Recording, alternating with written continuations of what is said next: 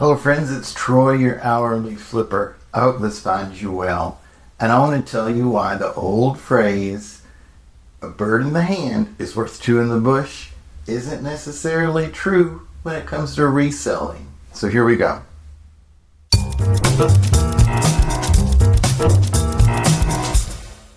So if you've heard the phrase, a bird in the hand is worth two in the bush, here's a tip. It's time to take your cholesterol medicine. Because studies show that those in their late 20s and younger haven't heard that phrase before. That blew my mind. But in essence, what it means is if you have something of value, there's no reason to give that up for the chance of having two of those values in the future. How it applies to my reselling business is simple. I love selling books. And so if I have a $10 book, and there are $10 books out there that I may or may not be able to get, having that book and selling that book is better than those that I may get later. But it's fuzzy a little bit. As you know, sometimes when you buy and sell things on eBay, you don't actually get the amount of money that you list it for. Or even if something is valued at a great price, it may not sell for that much just because of market trends. And here's why that's relevant to the phrase and my books, okay? I may have a book that I can sell for $6. And I may know out there that there are lots more books that are more valuable than $6. Do I take my $6 book, because it is a book in the hand, see what I do there, in exchange for the hope of books that are out there?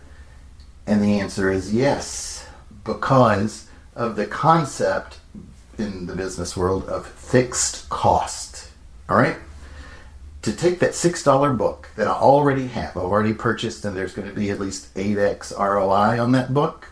See an earlier video about that. To do that, what I need to do is still list it, and then when it sells, pay the fees on it, and do the shipping and the shipping materials and my time for that. So to get that $6 that I have in my hand, I have to invest, a locked set of my time. That's for a $6 book. If I have a $50 book, and I'll tell you about one that I just found today in just a little bit, that $50 book, that set amount of time for listing, shipping, all those kind of things, that's fixed. It's the same cost. Now, I don't know about you, but I would rather spend $6 to sell a $6 book. Doesn't that make sense? So in this instance, if I have a $6 book, it behooves me to get rid of that book in lieu of trying to find higher value items. That's not true all the time, and I find that my break-even point of I list every book at around $15 if, again, I get 8x return on it. So if it is under $1 and I can sell it for 15, that's a no-brainer, all right? But if it doesn't make my 8x, I take it to the Goodwill.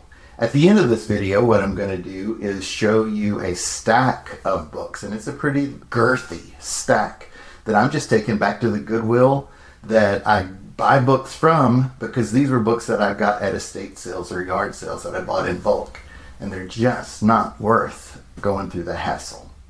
So let me recap what we've talked about already for the concept to come into your head. And then I'm going to show you the books that I'm taking back.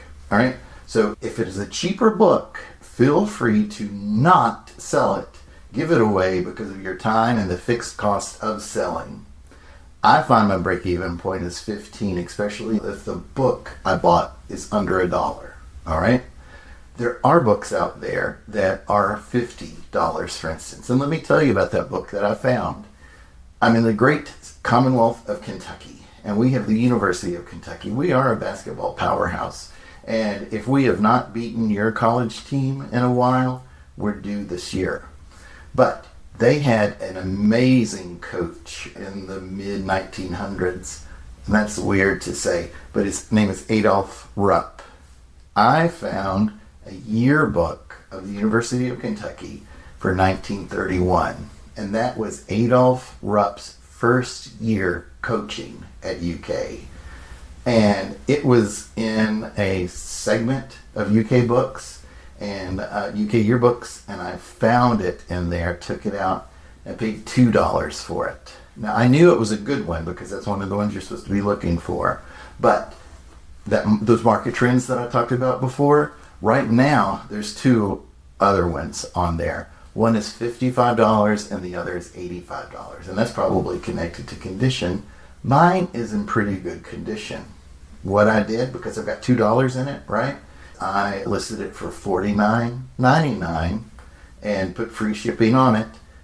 I'm going to sell that probably before the $55 one. I don't know, again, if my condition matches the $85, but I've turned that $2 book into a $50 book. That's awesome. And you usually don't think about yearbooks, but have those in the back of your mind that there are a few, particularly local ones, that you may be able to find. From the great state of Kentucky again, there are two that I'm always looking out for. Tom Cruise spent some time in high school here, and also Johnny Depp. I'm always looking for those yearbooks because those go quite well, but there are not that many anymore out in the wild. But I digress. All right, so I'm going to cut that video right here. If you have any questions about fixed costs or what a bird in the hand is worth two in the bush, comment below. Here's me talking about the books that I'm getting ready to take back to the Goodwill.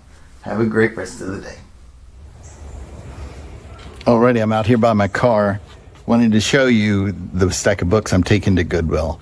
These individual books aren't relevant for the conversation, but what I want to point out to you is that it is the volume. Of this volume, there's probably, for every stack, about 3 books that I have listed, putting about $20 on each item. So $60 for every stack that I've scanned. The scanning, if you've used the eBay app to scan before, you know that it just takes a matter of seconds to see if it's worth something or not. I find that it is worth my time to go through about this volume of books to get like a 1-in-3 ratio. All right, does that make sense? One other tip.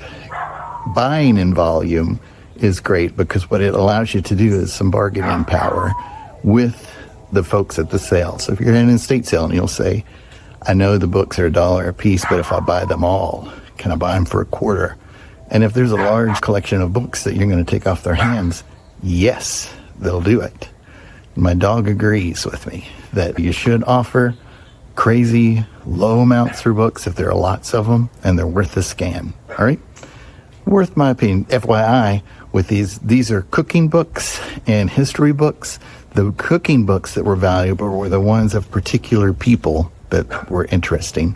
And the history books were of local importance as compared to general history. Make sense? All right. Have a good rest of the day. Like, subscribe, do all the things. Talk to you soon.